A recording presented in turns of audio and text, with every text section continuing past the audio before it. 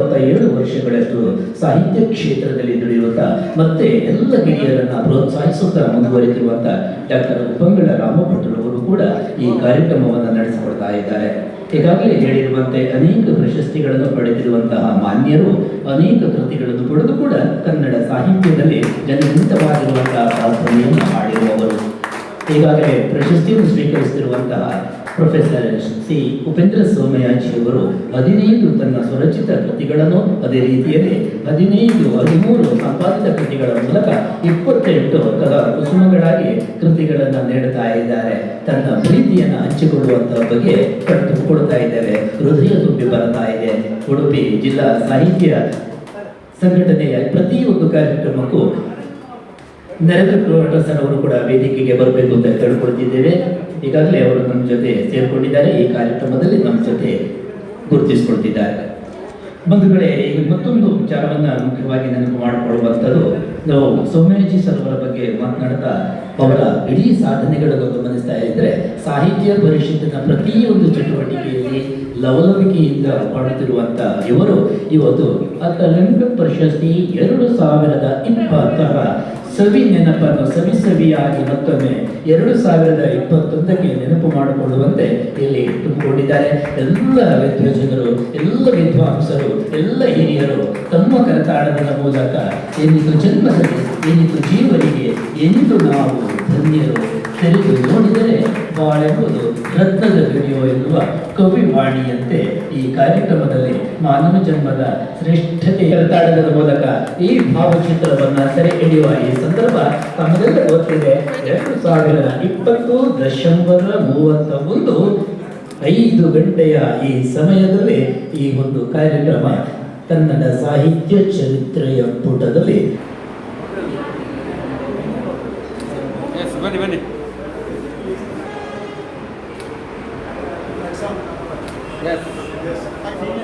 ಅಣ್ಣ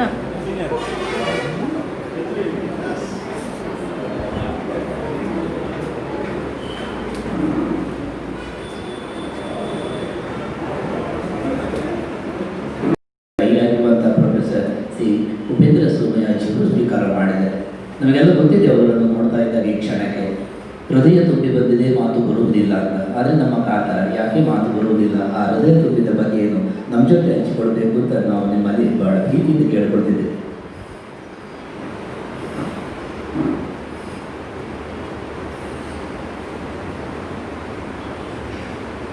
ಎಲ್ಲ ಬಂಧುಗಳು,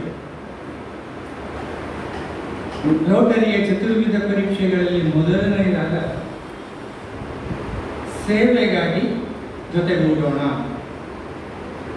ನೀವೆಲ್ಲ ಈ ಜೊತೆಗೂಡಿದ್ದೀವಿ. ಸೇವೆಗಾಗಿ, ಜೊತೆಯಲ್ಲಿ ಸಾಹಿತ್ಯದ ಅರಿವಿಗಾಗಿ, ಏನೂ ಅಲ್ಲದ ಒಬ್ಬ ವ್ಯಕ್ತಿಯನ್ನ ಸುಮಾರು ಈ ಹಿಂದೆ 16 ಜನ ವಿದ್ವಾಂಸರು, ಸಂಶೋಧಕರು, ಸಾಹಿತಿಗಳು ಅವರೆಲ್ಲರನ್ನ ಗುರುತಿಸಿ ಗೌರವಿಸಿದಂತಹ ಅಕಲಂಕ ಆ ಪ್ರಶಸ್ತಿ ಏನಿದೆ ಅದನ್ನು ನನಗೆ ಕೊಡುವ ಮೂಲಕ ನಾನು ಅವರ ಮಟ್ಟಕ್ಕೆ ಏರಿದಂತಾಯಿತು. ನಿಜವಾಗಿ ನಾನು ಅಲ್ಲ, ಖಂಡಿತ ಅಲ್ಲ, ನಾನು ಯಾವತ್ತೂ ಎಣಿಸ್ಕೊಂಡವನು ನಾನು ಏನೂ ಅಲ್ಲ ಅಂತ ಹೇಳುವಂಥ. ಯಾಕಂದರೆ ನನಗಿಂತ ಕೆಲಸ ಮಾಡಿದವರು ಬಹಳಷ್ಟು ಮಂದಿ ಇದ್ದಾರೆ. ಯಾಕೆ ಒಪ್ಕೊಂಡ್ರಿ ಅಂತ ಒಂದು ಪ್ರಶ್ನೆ ಬರ್ಬೋದು. ಅದು ಪ್ರೀತಿ, ವಿಶ್ವಾಸ, ಈ ಎರಡು ನನ್ನನ್ನು ಕಟ್ಟಿ ಹಾಕಿಬಿಟ್ಟು. ಒಂದು ದಿವಸ ರಾತ್ರಿ ಇಬ್ಬರು ಮನೆ ಮಾರ್ಮಿಕರು ಫೋನ್ ಮಾಡಿ ಹೇಳಿದರು. ಆಗ ನಾನು ಕಳೆದ ವರ್ಷ ನಾನು ಕೊಡಬೇಕು ಅಂತ ಮಾಡಿದ್ರು, ನಾನು ಬೇಡವೇ ಬೇಡ ಅಂತ ಹೇಳಿದೆ. ಈ ವರ್ಷ ಮತ್ತೆ ಅವರಿಬ್ಬರು ಸೇರಿ ನನಗೆ ಫೋನ್ ಮಾಡಿದಾಗ ಒಬ್ಬರೇ ಆಗಿದ್ದರೆ ಹೇಗಾದ್ರೂ ತಪ್ಪಿಸ್ಕೋಬಹುದಾಗಿತ್ತು. ಆದರೆ ಇಬ್ಬರು ಆದ್ದರಿಂದ ಅದು ಸುರುಳಿ ಸುತ್ತಬಿಟ್ಟು ಹಗ್ಗ ಮತ್ತು ಗಟ್ಟಿಯಾಗಿತ್ತು. ಆ ಪ್ರೀತಿ ಮತ್ತು ವಿಶ್ವಾಸಕ್ಕೆ ಕಟ್ಟು ಬಿದ್ದು ನಾನು ಒಪ್ಪಿಕೊಂಡೆ. ಆಗ ನನಗನ್ನಿಸ್ತು, ನಮ್ಮ ರನ್ನ ಕವಿಯ ಒಂದು ಮಾತು. ಅವನು ಕವಿ ಚಕ್ರವರ್ತಿ. ಅವನು ತನ್ನ ಗದಾಯುಧದಲ್ಲಿ ಹೇಳ್ತಾನೆ ಹೀಗೆ, ಪಟ್ಟಣೆ ಅರ್ಥ ಆಗುತ್ತೆ ಇಲ್ವೋ, ಅರ್ಥ ಆಗ್ಬೋದು. ಪಡೆಯೆಡೆಯ ಕಡೆಯ ಬಡವ ಕುಡೆ ಪಡೆದನು. ಸಾಮಾನ್ಯ ಒಬ್ಬ ವ್ಯಕ್ತಿ ಕೊಟ್ಟದ್ದನ್ನು ಪಡೆದನು ಇಲ್ಲ. ಕವಿ ಚಕ್ರವರ್ತಿಯೊಳ್ ಚಾಲುಕ್ಯ ಚಕ್ರವರ್ತಿಯೊಳ್ ಪಡೆದಂ ಮಹಿಮೋನ್ನತಿಯಂ ಪಡೆದಂ ಕವಿ ಚಕ್ರವರ್ತಿ ಪೆಸರಂ. ಅವನಿಗೆ ಕವಿ ಚಕ್ರವರ್ತಿ ಪೆಸರನ್ನು ಕೊಟ್ಟವನು ಯಾರ್ಯಾರೋ ಅಲ್ಲಂತೆ, ಚಾಲುಕ್ಯ ಚಕ್ರೇಶ್ವರ ಕೊಟ್ಟದ್ದು ಅಂತ ಆತ ಅದನ್ನು ಅಭಿಮಾನದಿಂದ ಹೇಳ್ಕೊಡ್ತಾರೆ. ಬಹುಶಃ ನನಗೆ ನೆನಪಾಗಲಿಕ್ಕೆ ಕಾರಣ ರಾಮ್ ಭಟ್ರಂತಹ ಒಬ್ಬ ವಿದ್ವಾಂಸರು, ಸಂಶೋಧಕರು ನನ್ನನ್ನು ಗುರುತಿಸಿ ಕೊಟ್ಟಾಗ ಅವರು ಕೊಟ್ಟದ್ದು ಅಂತ ನಾನು ತಗೊಳ್ತಾ ಇದ್ದೇನೆ. ನನಗೆ ಆ ಒಂದು ಸಮಾಧಾನ. ಸುಮಾರು 1.5 ದಶಕದ ಹಿಂದೆ ಬೆಂಗಳೂರಿನಿಂದ ಊರಿಗೆ ಬಂದಂತಹ ಅಡಿಗರು ಒಂದು ರೀತಿಯಲ್ಲಿ ನನ್ನನ್ನು ಬೆಳೆಸಿದ್ದು. ನಾನು ಅಲ್ಲಿವರೆಗೆ ಒಂದಷ್ಟು ಪುಸ್ತಕಗಳನ್ನು ಬರೆದಿಟ್ಟಿದ್ದೆ, ನಾಟಕ, ಕಥೆ ಇದೆಲ್ಲವನ್ನು ಬರೆದಿಟ್ಟಿದ್ದೆ. ಆದರೆ ಮುದ್ರಣದ ಕಾರ್ಯಕ್ಕೆ ಕೈ ಹಾಕಲಿಲ್ಲ. ಯಾಕೆಂದರೆ ಮುದ್ರಣ ಮಾಡುವುದು ಕಷ್ಟ ಅಲ್ಲ. ದುಡ್ಡಿದ್ದಾಗ ನಾವೇ ಮುದ್ರಣ ಮಾಡಬಹುದು. ಆದರೆ ಮುದ್ರಣ ಆದ ಮೇಲೆ ಅದರ ಗತಿ ಏನು? ಗಂಟು ಕಟ್ಟಿ ಅಟ್ಟದ ಮೇಲೆ ಇಡುವುದೇ, ಮಾರಾಟಕ್ಕೆ ಬಿಡುವುದು.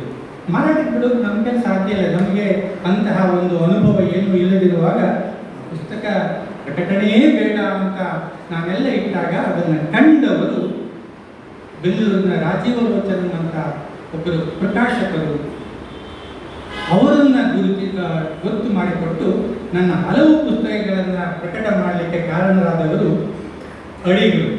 ಹೀಗಾಗಿ ಅವರಿಂದಾಗಿ ನಾನು ಒಬ್ಬ ಕೆಲವು ಜನ ಓದುಗರಿಂದ ಒಬ್ಬ ಸಣ್ಣ ಸಾಹಿತಿ ಅಂತ ಅನಿಸ್ಕೊಂಡೆ. ಯಾಕಂದರೆ ನನ್ನ ಪುಸ್ತಕಗಳೇನು ಯಾವ ಅಂಗಡಿಯಲ್ಲೂ ಮಾರಾಟಕ್ಕೆ ಸಿಗೋದಿಲ್ಲ. ಬಹುಶಃ ಅದು ಏನು ಸಿಗದಿದ್ದರೂ ಲೈಬ್ರರಿಯಲ್ಲಿ ಸಿಗತ್ತಷ್ಟೇ. ಹೀಗಾಗಿ ನನ್ನ ಆತ್ಮೀಯ ಒಡನಾಟದಲ್ಲಿ ಇದ್ದವರು ಪುಸ್ತಕವನ್ನು ಓದಿ ಚೆನ್ನಾಗಿದೆ ಅಂತ ಹೇಳಿದಾಗ ಒಂದು ಸಮಾಧಾನ, ಒಂದು ಸಂತೃಪ್ತಿ ನನಗೆ.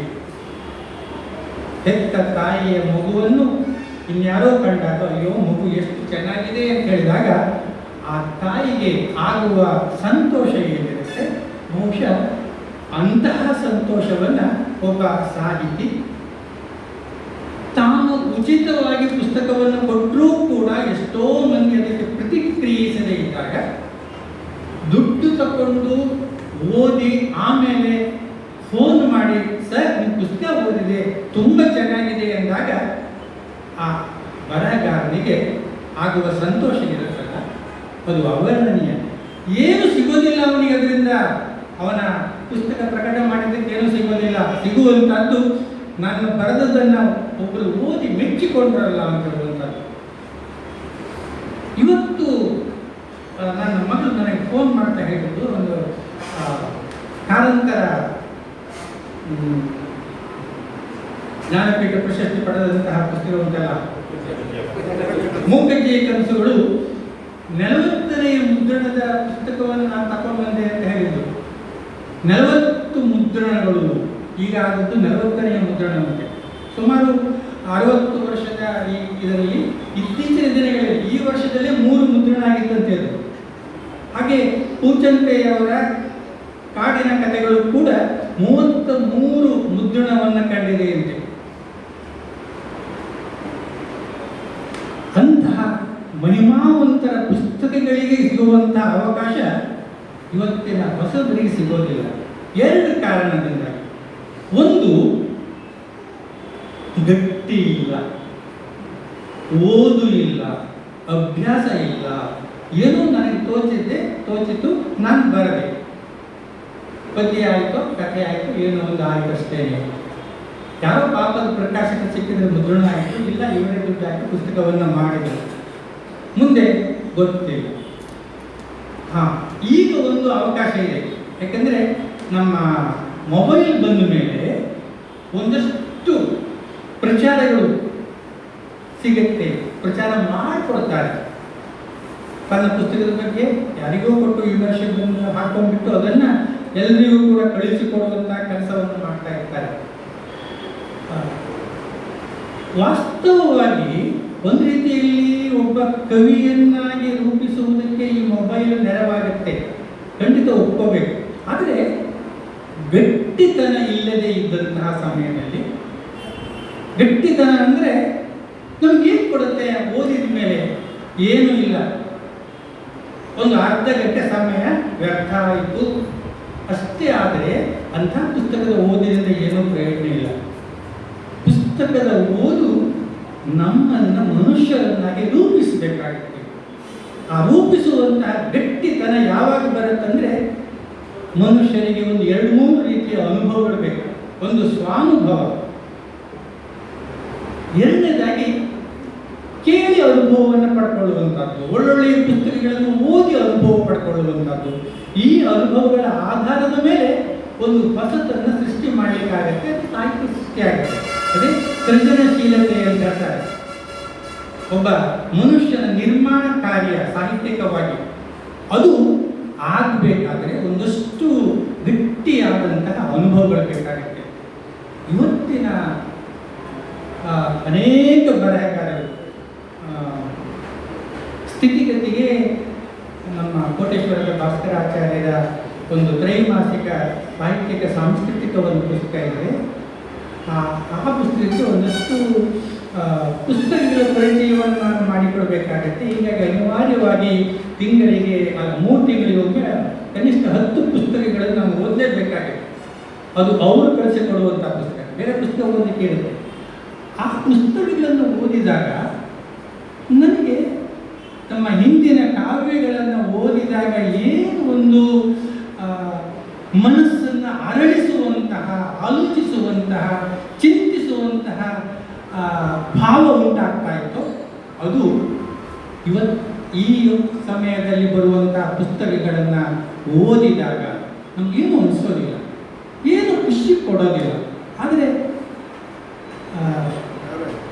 ಸಾಮಾನ್ಯವಾಗಿ ಹೇಳ್ತಾರೆ, ಯಾಕಪ್ಪ ಬೈದು ಬರೆಯೋದು ಯಾಕೆ, ನಿಮ್ಗೇನು ಸಿಕ್ತು, ಮೆಚ್ಚಿ ಬರೆಯೋದು, ನಿಮ್ಗೆ ಖುಷಿ ಆಗಿದ್ದರೆ ಬರೆಯೋದೇ ಬೇಡ.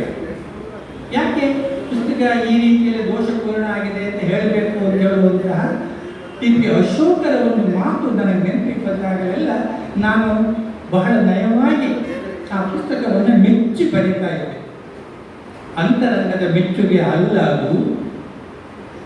ಆ ಪುಸ್ತಕ ಬರೆದವನಿಗೆ ವಿಮರ್ಶೆಯನ್ನು ಕಂಡಾಗ ನನ್ನ ಪುಸ್ತಕವನ್ನು ಮೆಚ್ಚಿಕೊಂಡಿದ್ದಾರಲ್ಲ ಅಂತ ಖುಷಿ ಆಗತ್ತಲ್ಲ, ಬಹುಶಃ ಇನ್ನೊಂದು ಪುಸ್ತಕ ಬರೆಯೋದಕ್ಕೆ ಅವನಿಗೆ ಪ್ರೇರಣೆ ಆಗ್ಬೋದು.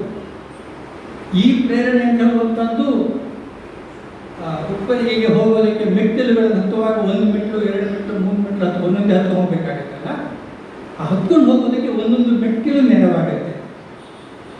ಹೋಗುವ ಕೊನೆಯ ಸ್ಥಾನ ಅದು ಅಪಾತ್ರವಾದದ್ದಾಗಿದ್ದರೆ ಆಗ ನಾವು ಇದಕ್ಕೆ ಪ್ರೇರಣೆ ಕೊಡಬಾರ್ದು.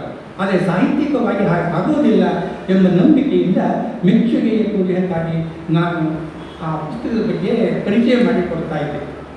ನನಗೆ ಹೀಗಾಗುವಾಗಲೆಲ್ಲ ನನಗೆ ನಮ್ಮ ಹಳೆಯ ಕಾವ್ಯಗಳು ನೆನಪಿಗೆ ಬರ್ತಾ ಇರುತ್ತೆ. ನಾವೆಲ್ಲ ಹಳೆಯ ಕಾವ್ಯಗಳನ್ನು ಓದಿ ಬೆಳೆದು ಅದೇ ನಮಗೆ ಖುಷಿಯನ್ನು ಕೊಡುವಂಥದ್ದು, ಅದೇ ನಮ್ಮನ್ನು ಮತ್ತೆ ಮತ್ತೆ ನೆನಪಿನ ಕಡೆಗೆ ಕೊಂಡು ಹೋಗುವಂಥದ್ದು. ಇವತ್ತಿನದ್ದು ನೆನಪು ಉಳಿಯೋದಿಲ್ಲ. ಅವತ್ತು ನಾವು ವಿದ್ವಾನ್ ಓದುವಾಗ ಓದಿರುವಂಥ ಪುಸ್ತಕಗಳಿರ್ಬೋದು, ಆಮೇಲೆ ಓದಿದ ಪುಸ್ತಕಗಳಿರ್ಬೋದೆಲ್ಲ ಒಂದಷ್ಟು ಲೋಕಾನುಭವವನ್ನು ನನಗೆ ಕೊಡುತ್ತೆ. ಬಹುಶಃ ನಮ್ಮ ಹಳೆಯ ಕಾಲದ ಒಂದು 2-3 ಪ್ರಸಂಗಗಳನ್ನು ನಿಮ್ಮ ಮುಂದೆ ಈ ಸಮಯದಲ್ಲಿ ಇಟ್ಟು ಯಾಕೆ ಅದು ನಮಗೆ ಬಹಳ ಮುಖ್ಯವಾಗುತ್ತೆ ಅಂತ ಹೇಳುವಂಥದ್ದನ್ನು ಹೇಳಿದರೆ ಸ್ವಲ್ಪ ಆಗಲಿಕ್ಕಿಲ್ಲ. ಪಂಪ ನಮ್ಮ ಆದಿಕವಿ, ಅವನ ವಿಕ್ರಮಾರ್ಜುನ ವಿಜಯ ಆದಿ ಕಾವ್ಯ, ಮಹಾಭಾರತದ ಕಥೆ, ಅದಕ್ಕೆ ಚರಿತ್ರೆಯ ಅಂಶಗಳನ್ನು ಒಂದಷ್ಟು ಕೊಟ್ಟು ಚಾರಿತ್ರಿಕವನ್ನಾಗಿ ಮಾಡ್ತಾರೆ. ಆದರೂ ಕೂಡ ಜೈನ ಕವಿಯಾಗಿದ್ದರೂ ಕೂಡ ಹಿಂದೂಗಳ ಈ ಒಂದು ಪುರಾಣವನ್ನು ತೀರಾ ಲಘುವಾಗಿ ಕಾಣದೆ ತನ್ನ ಅಜ್ಜ ಸೋಮಯಾಜಿ ಕುಲದವರು ಅದರ ಆಧಾರದ ಮೇಲೆ ಆ ಒಂದು ಸಂಸ್ಕೃತಿಯಿಂದಾಗಿ ಅದಕ್ಕ ಸಂಬಂಧದಿಂದಾಗಿ ಆ ಒಂದು ಕಾವ್ಯವನ್ನ ಸಾಮಾನ್ಯವಾಗಿ ನಮ್ಮ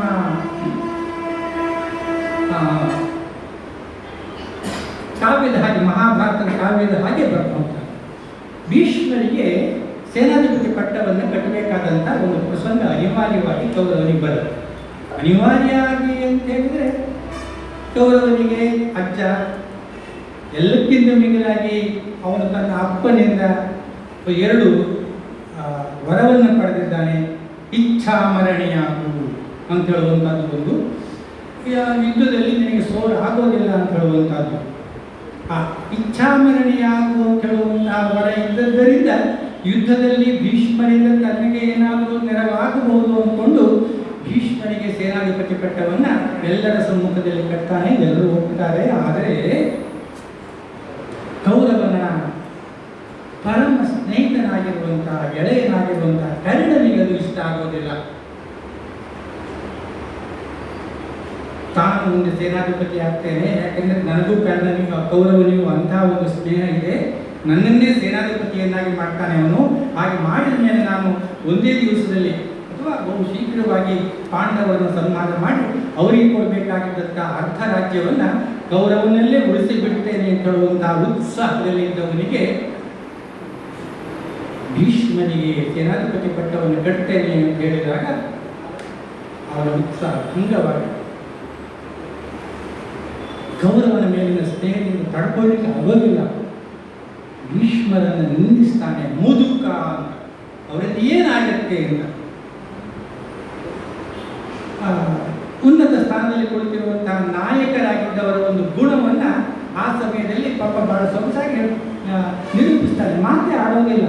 ಯಾಕಂದರೆ ನಾಯಕರಾದವರು ಎಲ್ಲರ ಮಾತುಗಳನ್ನು ಮೊದಲು ಕೇಳಬೇಕು, ಆಮೇಲೆ ತನ್ನದಾದಂತಹ ತೀರ್ಮಾನವನ್ನು ಕೊಡಬೇಕು. ಯಾರ ಮಾತನ್ನು ಕೇಳೋದಿಲ್ಲ ಅಂತ ಹೇಳಬಾರ್ದು. ಆಗ ದ್ರೋಣ ಎದ್ದು ನಿಂತು ಕರ್ಣನನ್ನು ಮೂದಲಿಸ್ತಾನೆ. ನಿನ್ನ ಹುಟ್ಟು ನಿನ್ನಿಂದ ಎಲ್ಲರಿಗೂ ಗೊತ್ತಿರುವಂತಹ ಭೀಷ್ಮಾಚಾರ್ಯರನ್ನ ಬಹಳ ಲಘುವಾಗಿ ಕಂಡೆ ಅಂದರೆ ಅದು ನಿನ್ನ ಕುಲವನ್ನ ಹೇಳುತ್ತೆ. ಕುಲವಂ ನಾಲುಗೆ ಅರುಹಿತು ಅಂತ ಹೇಳಿದಾಗ ಕರ್ಣನಿಗೆ ಸಿಟ್ಟು ಬರುತ್ತೆ. ಯಾವಾಗಲೂ ಅವನಿಗೆ ಸಿಟ್ಟು ಬರೋದಿದ್ರೆ ಒಂದೇ ಕಾರಣದಿಂದಾಗಿ ನೀನು ಯಾವ ಜಾತಿಯವನಪ್ಪ ಅಂತ ಯಾರಾದರೂ ಕೇಳಿದರೆ ಕರ್ಣನಿಗೆ ಯಾವಾಗಲೂ ಸಿಟ್ಟು ಬರೋದು. ಇವತ್ತು ಹಾಗೆ ಆಯ್ತು. ಹಾಗೆ ಹೇಳ್ತಾನೆ ಅವನು, ಇಲ್ಲ, ಆಗ್ತಾ ಇರುವಂಥದ್ದು ಯುದ್ಧದಲ್ಲಿ ನಮ್ಮ ಕುಲ ಏನೂ ಮಾಡೋದಿಲ್ಲ, ನಮ್ಮ ಶಕ್ತಿ, ನಮ್ಮ ಬಲ, ನಮ್ಮ ದರ್ಪ, ನಮ್ಮ ಯುದ್ಧೋತ್ಸಾಹ, ಇದು ಕುಲ ಹೊರತು ಬೇರೆ ಅಲ್ಲ ಅಂತ ಹೇಳಿ ಕಡೆಯಲ್ಲಿ ಎಲ್ಲಿವರೆಗೆ ಭೀಷ್ಮರು ಸೇನಾಧಿಪತಿ ಆಗಿರ್ತಾರೋ ಅನ್ಯವರಂ ಬಿಲ್ ಪಿಡಿಯಂ ಅಂತ ಒಂದು ಶಪಥ ಮಾಡಿಬಿಡ್ತಾರೆ. ಇನ್ಯಾರು ಮಾತಾಡೋರು ಇಲ್ಲ ಅಲ್ಲಿ.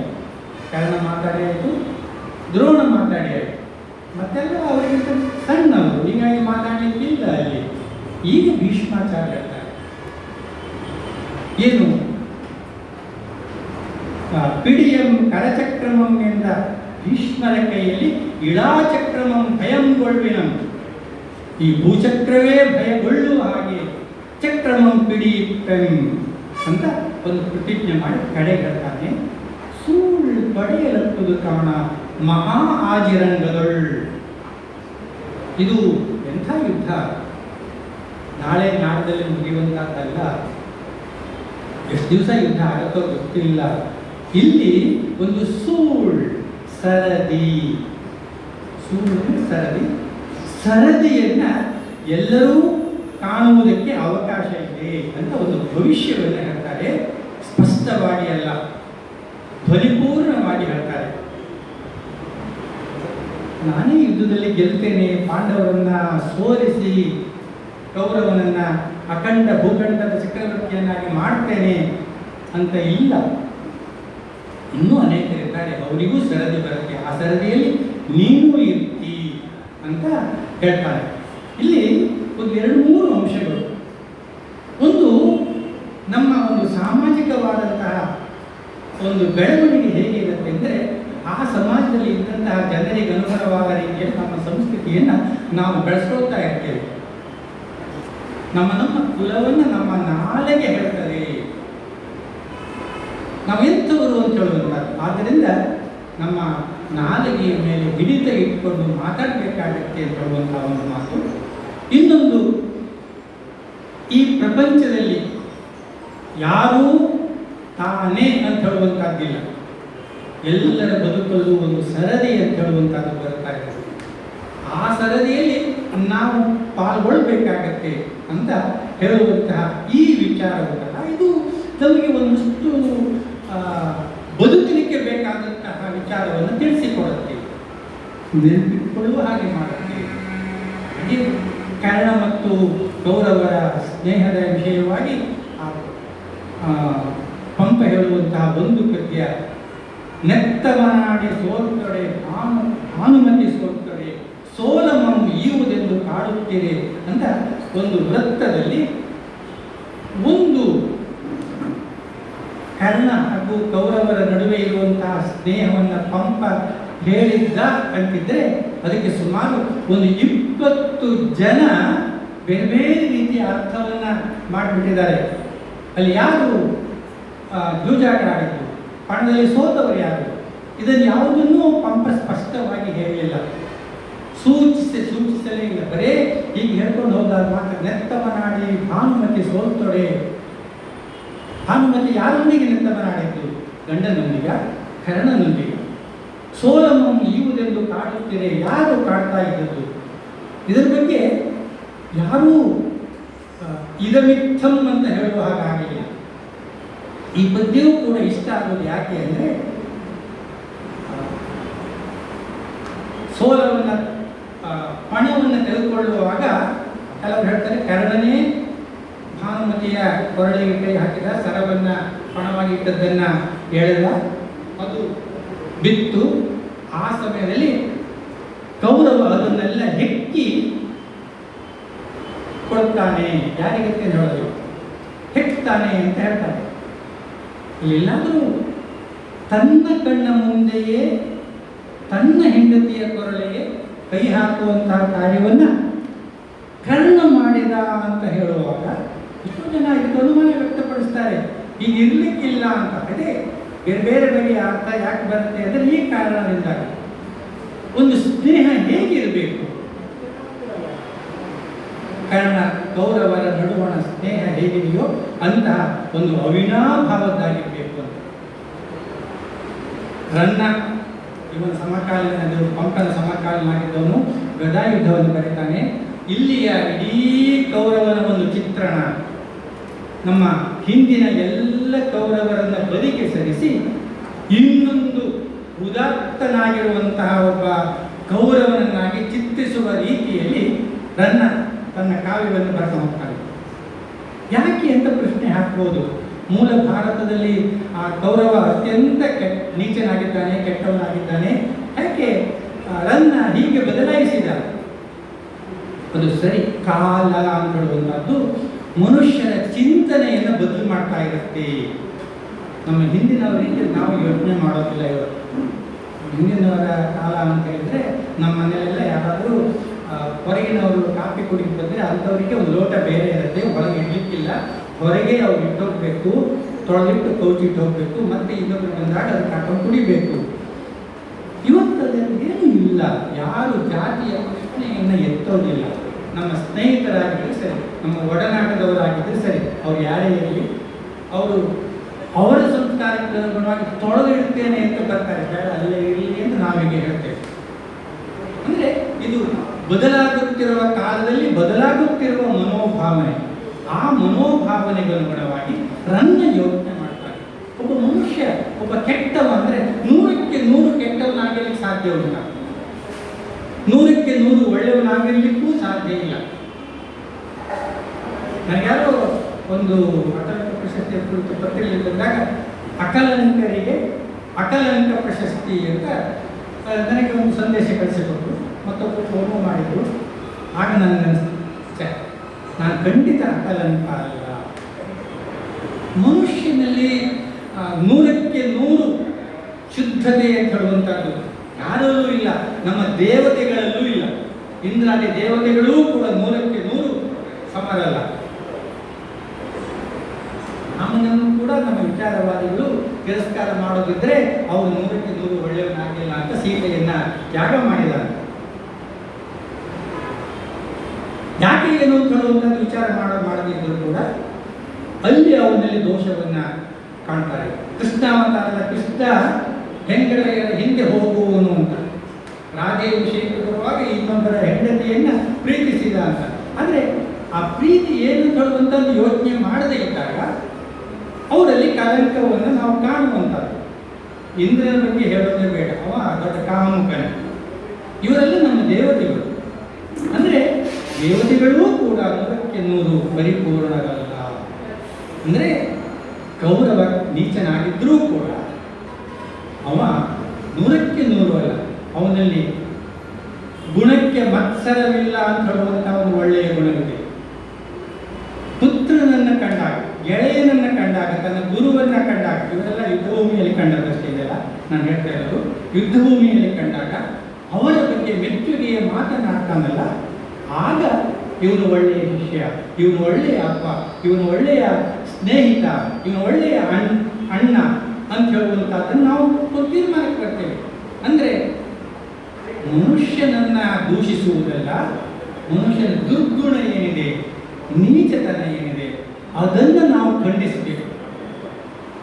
ಮನುಷ್ಯನನ್ನ ಸಾರಾಸಗಟಾಗಿ ಅವನು ಸುಳ್ಳು ಹೇಳ್ತಾನೆ, ಆದ್ದರಿಂದ ನಾನು ಅವನಂತ ಮಾತೇ ಆಡೋದಿಲ್ಲ, ನನ್ನವನು ಬೇಡ, ತಿರಸ್ಕಾರ ಅಲ್ಲ, ಆ ರೀತಿಯಲ್ಲಿ ತಿರಸ್ಕಾರ ಮಾಡೋದಲ್ಲ. ಅದರ ಬದಲಿಗೆ ಆ ಒಂದು ದುರ್ಗುಣ ಏನುಂಟು ಅದನ್ನು ಮಾತ್ರ ನಾವು, ಈಗ ದ್ರೌಪದಿ ವಸ್ತ್ರಾಪಹರಣಕ್ಕೆ ಆದೇಶ ಮಾಡಿದ ಆ ಕಾರ್ಯವನ್ನು ನಾವು ದೂಷಿಸೋಣ. ಆದರೆ ಕೌರವ ಹಾಗಲ್ಲ. ಯುದ್ಧಭೂಮಿಯಲ್ಲಿ ಬರ್ತಾ ಇರುವಾಗ ಅಭಿಮನ್ಯು ಶರೀರವಿದ್ದಂಥ ಜಾಗಕ್ಕೆ ಬರ್ತಾನೆ. ಆಗ ಎಂತಹ ಕೌರವ! ಆ ಅಭಿಮನ್ಯುವಿನ ಯುದ್ಧವನ್ನು ನೆನಪಿಗೆ ತಂದುಕೊಂಡು ಅವನು ಹೇಳುವಂತಹ ಒಂದು ಮಾತು ರನ್ನ ಕೌರವನ ಬಾಯಿಂದ, ನಿನ್ನ ಪೆತ್ತಳ್ ಮೊಲೆ ಪೆತ್ತಳೆ ವೀರಜನನಿ ಪೆಸರಂ ಪೆತ್ತಳ್. ತನ್ನ ಕಡುವೈರಿಯಾಗಿರುವಂತಹ ಅರ್ಜುನ, ಅವನ ಹೆಂಡತಿ ಸುಭದ್ರೆ, ಅವನ ಮಗ ಅಭಿಮನ್ಯು ನನಗೆ ವೈರಿ, ಯುದ್ಧ ಮಾಡಿದ್ದಾನೆ ಅವ. ಆ ಯುದ್ಧದಲ್ಲಿ ನಾವು 6-7 ಜನ ಸೇರಿಕೊಂಡು, ಮಹಾಶೂರರು ಸೇರಿಕೊಂಡು ಅವನನ್ನು ಕೊಂದು ಹಾಕಿದ್ದೇವೆ. ಎಲ್ಲ ಹೌದು, ಅದು ಯುದ್ಧದ ನೀತಿ, ಹಾಗೆ ಮಾಡಬೇಕು. ಆದರೆ ಆ ರೀತಿಯಲ್ಲಿ ಯುದ್ಧ ಮಾಡಿದಂತಹ ಅಭಿಮನ್ಯು ಇದ್ದಾನಲ್ಲ, ಅವನನ್ನು ಬೆಳೆಸಿದಂತಹ ತಾಯಿ ಎಂಥವಳು, ಎಲ್ಲರ ಹಾಗೆ ಎದೆ ಹಾಲು ಕೊಟ್ಟು ಬೆಳೆಸಿದಂತಹ ತಾಯಿ ಎಲ್ಲ ಅವಳು.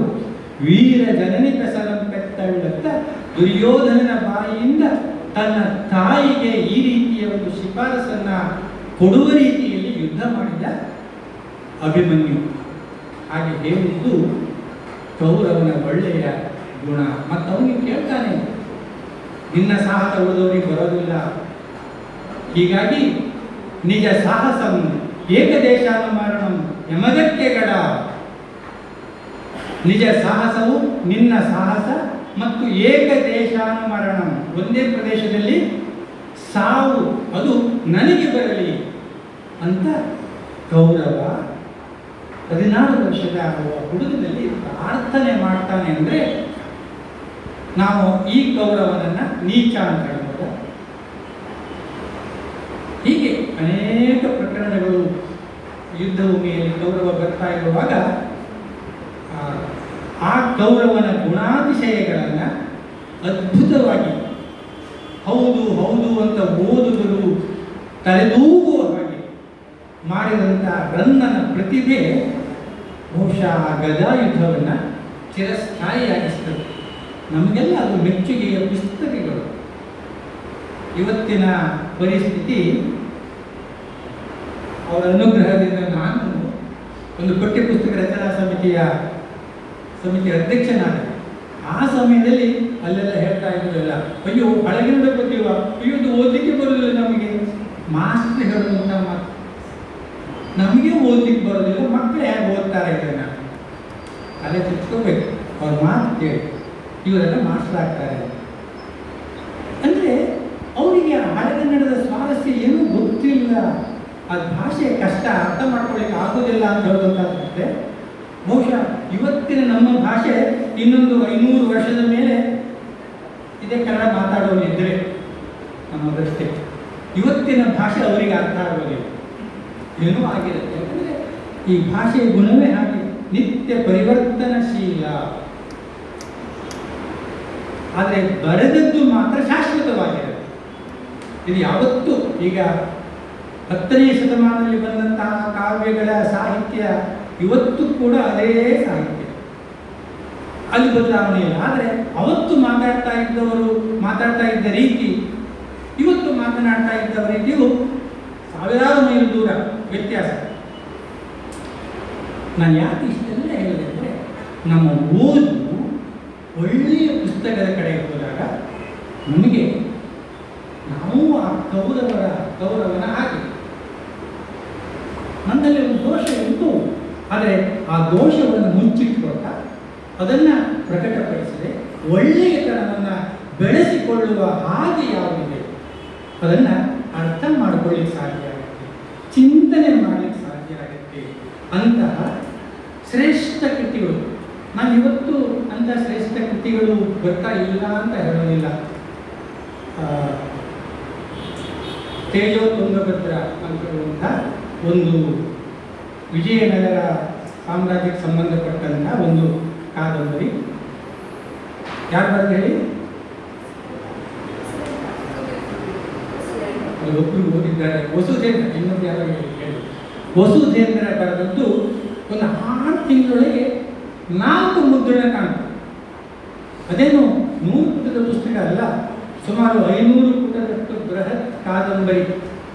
ಒಂದು 6 ತಿಂಗಳ ಒಳಗೆ 4 ಪ್ರಕಟಣೆಯನ್ನು ಹೊಂದಿತು ಅಂತ ಹೇಳಿದರೆ ಆ ಒಂದು ಪುಸ್ತಕದ ಯೋಗ್ಯತೆ ಏನಿದೆ ಅದನ್ನು ನಾವು ಅರ್ಥ ಮಾಡ್ಕೋಬೇಕು. ಅಂದರೆ ಅಂಥ ಶ್ರೇಷ್ಠ ಕಾದಂಬರಿಗಳು ಇವತ್ತು ಬರ್ತಾ ಇವೆ, ಅಂಥ ಕಾದಂಬರಿಕಾರರೂ ಇದ್ದಾರೆ. ಆದರೆ ಅವರೊಂದಿಗೆ ನಾವು ಗೆಲ್ಸಿ ಹಿಡಿದು ಬೇರಿದಾಗ ಜಳ್ಳೆಲ್ಲ ಹಾರಿ ಹೋಗುತ್ತಲ್ಲ, ಹಾಗೆ ಹಾರಿ ಹೋಗುವವರೇ ಹೆಚ್ಚು ಅಂತ ಹೇಳಬೇಕಾಗಿದೆ. ಅಂದರೆ ಪಂಪನ ಕಾಲದಲ್ಲೂ, ರಂಗನ ಕಾಲದಲ್ಲೂ, ಆಮೇಲೆ ಹಳೆಗನ್ನಡ ನಡುಗನ್ನಡ ಕಾಲದಲ್ಲೂ ಕುಮಾರವ್ಯಾಸನ ಹಾಗೆ, ವಾಲ್ಮೀಕಿ ಹಾಗೆ, ರಾಘವಾಂಕನ ಹಾಗೆ, ಹರಿಹರನ ಹಾಗೆ ಬರೆದವರೆಲ್ಲ ಇದ್ದಿರಬಹುದು. ಅವ್ರ ಜೊತೆಯಲ್ಲಿ ಇನ್ನೂ ಕೆಲವು ಇದ್ದಿರಬಹುದು ಬರೆದವರು, ಆದರೆ ಅವ್ರದ್ದು ಅದು ಟೊಳ್ಳು ಕೃತಿಗಳು, ಹೀಗಾಗಿ ಅದು ಉಳ್ಕೊಂಡು ಬರಲಿಲ್ಲ ಅಂತ ನಾವು ಇಲ್ಲಿ ಭಾವಿಸಬಹುದು. ಇವತ್ತು ಹಾಗೆ ಆಗುತ್ತೆ. ಶ್ರೇಷ್ಠ ಬರಹಗಾರರ ಪುಸ್ತಕಗಳು ಇವತ್ತು ಉಳಿದುಕೊಳ್ಳುತ್ತೆ. ಸಾಮಾನ್ಯ ಬರಹಗಾರರು, ಹೆಚ್ಚು ಕೃಷಿ ಮಾಡದೆ ಬರೆದರು ಅಲ್ಲ, ಎಷ್ಟೋ ಸಾರಿ ಹೀಗೂ ಆಗತ್ತೆ, ಪ್ರಚಾರ ಕಡಿಮೆ ಆಗುತ್ತೆ. ನಾನು ಎಷ್ಟು ಒಳ್ಳೆಯ ಪುಸ್ತಕ ಬರೆದರೂ ಕೂಡ ಈ ಪಕ್ಷಗಳಲ್ಲಿ ಕೂಡ ಬಣಗಳಿರೋ ಹಾಗೆ ಈ ಸಾಹಿತಿಗಳಲ್ಲೂ ಕೂಡ ಬಣ ಇದೆ. ನನ್ನ ನೀನು ಮೆಚ್ಚು, ನಿನ್ನನ್ನು ನಾನು ಮೆಚ್ಚುತ್ತೇನೆ, ಇಬ್ಬರು ಕನ್ಫರ್ಮ್ ಮಾಡೋಣ ಅಂತ ಪುಸ್ತಕಗಳಲ್ಲಿ, ಅಲ್ಲ ಪತ್ರಿಕೆಗಳಲ್ಲಿ ಅಥವಾ ಟಿವಿಗಳಲ್ಲಿ ಅದರ ಬಗ್ಗೆ ಬರ್ತಾ ಇರುತ್ತೆ. ಹಾಗೆ ಪ್ರಚಾರ ಮಾಡುವಂತಹ ಒಂದು ಯೋಗ್ಯತೆ ಇದ್ದವರು ಬಹುಶಃ ಬದುಕ್ತಾರೆ. ಅದು ಆಗದೇ ಇದ್ದವರಿದ್ದರೆ ಬಹುಶಃ ಅವರೆಲ್ಲ ಒಳ್ಳೆಯ ಕೃತಿಗಳನ್ನು ಬರೆದು ಕೂಡ ಟೊಳ್ಳು ಆಗಿಬಿಟ್ಟು ತೇಲಿ ಹೊರಟೋಗುತ್ತೆ. ಇವತ್ತಿನ ಬರಹಗಳಲ್ಲಿ ಆಳ ಇಲ್ಲ, ಹರವು ಇದೆ, ವಿಸ್ತಾರ ಇದೆ, ತುಂಬ ವಿಷಯದ ಕುರಿತು ಬರೀತಾರೆ, ಆದರೆ ಅದರಲ್ಲಿ ಆಳ ಅಂತ ಹೇಳುವಂಥದ್ದಿಲ್ಲ. ಬಹುಶಃ ಉಪ್ಪಂಗಳವರ ಹಾಗೆ, ನನ್ನಂಥವರ ಹಾಗೆ ಇಲ್ಲೂ ಅನೇಕರು ಇದ್ರ ಬಗ್ಗೆ ಈ ರೀತಿಯಲ್ಲಿ ಯೋಚನೆ ಮಾಡೋರಿದ್ದರೆ, ಇನ್ನು ಅನೇಕರು ಯುವ ತಲೆಮಾರಿನವರು ಇವರೆಂತ ಹೇಳ್ತಾರೆ, ಅದೆಲ್ಲ ಯಾರಿಗೆ ಬೇಕು, ಇವತ್ತು ನಾವು ಬರೋಕ್ಕೆ ಚೆನ್ನಾಗಿದೆ ಅಂತ ಹೇಳಿಕೊಂಡು ತಮ್ಮ ಬೆನ್ನನ್ನು ತಾವೇ ಕಟ್ತಾ, ಅಥವಾ ತಮ್ಮ ಪರಿಚಯದ ವಲಯದಲ್ಲಿ ಬಂದವರ ಬೆನ್ನನ್ನು ನಾವು ಕಟ್ತಾ, ಅವರಿಂದ ನಮ್ಮ ಬೆನ್ನನ್ನು ಕಟ್ಟಿಸಿಕೊಳ್ತಾ ನಾವು ಏನೋ ಬೆಳೀತಾ ಇರ್ತೇವೆ ಅಂತ ಭಾವಿಸುವವರು ಇರ್ಬೋದು. ಅಂದರೆ ಎಲ್ಲ ಮನುಷ್ಯರು ಒಂದೇ ಥರ ಇರೋದಿಲ್ಲ. ಬೇರೆ ಬೇರೆ ಥರದಲ್ಲಿ ಆಲೋಚನೆ ಮಾಡುವುದಿರೋದ್ರಿಂದ ಅವರವರ ಮನಸ್ಸಿಗೆ ಅನುಗುಣವಾಗಿ ಅವರ ಚಿಂತನೆಗಳು ಸಾಗುವಾಗ ಅವರು ಹೇಳಿದ್ದೇ ಸರಿ ಬರೆದಿದ್ದೇ ಸರಿ ಅಂತ ಆಗ್ತಾ ಇರುತ್ತೆ. ಹೀಗಾಗಿ ನಾವು ಇದನ್ನು ಒಪ್ಕೊಳ್ಳೇಬೇಕು. ಯಾಕೆಂದರೆ ಕಾಲ ಆಗಿದೆ, ಒಪ್ಕೊಳ್ಳೇಬೇಕಾಗುತ್ತೆ ಅಂತ. ನಾನು ಏನು ಹೇಳಿದ್ನೋ ಗೊತ್ತಿಲ್ಲ, ಎಷ್ಟು ಖುಷಿ ಆಯಿತು ಗೊತ್ತಿಲ್ಲ. ನನ್ನ ಮಾತು ನಿಮಗೆ ಖುಷಿ ಕೊಟ್ಟರೆ ಅವರು ಕೊಟ್ಟಂತಹ ಪ್ರಶಸ್ತಿ ಇವರಿಗೆ ಯೋಗ್ಯ ಆದದ್ದು ಅಂತ ನೀವು ಭಾವಿಸ್ತೀರಿ. ಇದ್ರೆ